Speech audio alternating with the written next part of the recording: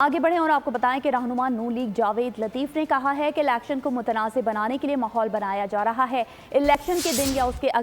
اگلے دن سانحہ 9 مئی جیسے واقعے کی منصوبہ بندی کی جا رہی ہے۔ میڈیا سے گفتگو میں ان کا کہنا تھا قوم کو بتایا جائے سہولت کاروں کے ڈانڈے کہاں سے ملتے ہیں۔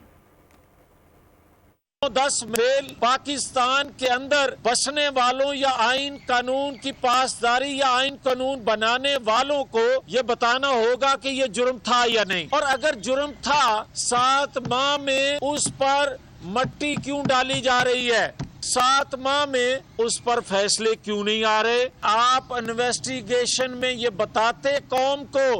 کہ فارن فنڈنگ جو تھی جہاں سے ہوئی 9-10 مئی کا سانحہ کرنے والے سہولت کاروں کے ڈانڈے